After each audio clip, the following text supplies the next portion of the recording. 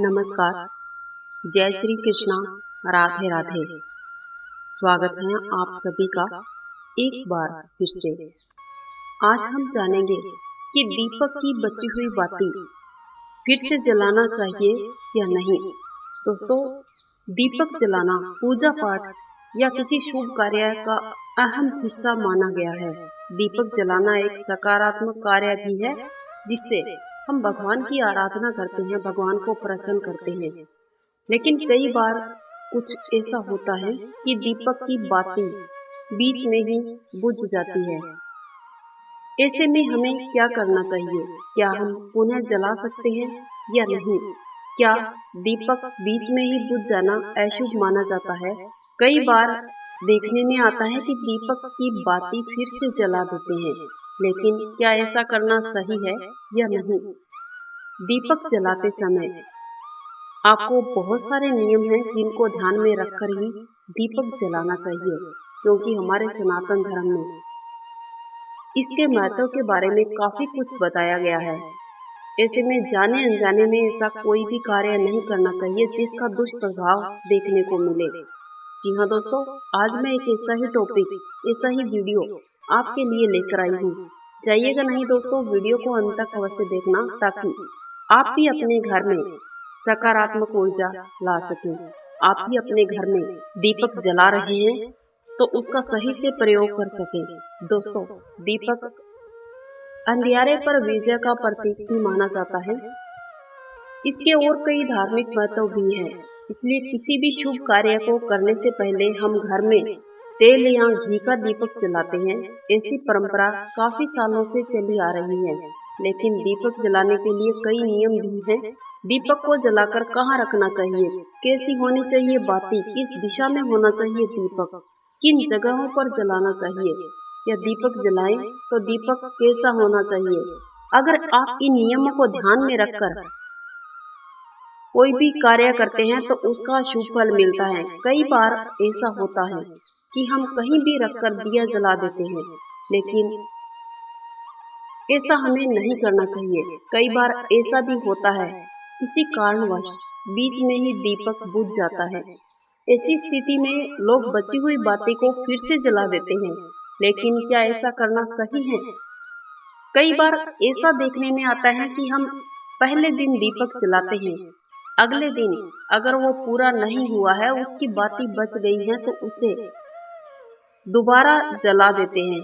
क्या ऐसा करना सही है या नहीं? तो चलिए दोस्तों, आज के इस वीडियो के माध्यम से पूरी जानकारी हासिल करेंगे।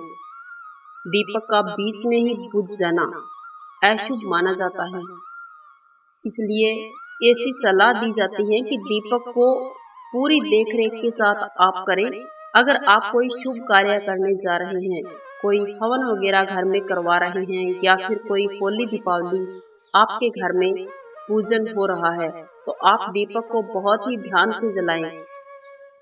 वो बात अलग है कि दोस्तों कई बार जोर से हवा चल रही है तो उसकी वजह से दीपक बुझ जाता है, तो ऐसा कतई गलत नहीं है। अगर जलता हुआ दीपक बीच में ही बुझ जाता है तो उसे फिर से नहीं जलाना चाहिए। दीपक की बची हुई बाती जलाना भी अच्छा नहीं माना जाता है। यदि दीपक आपका बुझ गया है तो इसे फिर से जलाने की बजाय आप भगवान से क्षमा मांग सकते हैं और मन ही मन भगवान से प्रार्थना करें ताकि आपको उसका शुभ फल प्राप्त हो सके। दीपक का बुझना अशुभ माना जाता है और कहते हैं कि उसी बाती से दोबारा दीपक जलाने से देवी देवता नाराज हो जाते हैं। ऐसा करने से पूजा का पूरा फल भी नहीं मिल पाता है।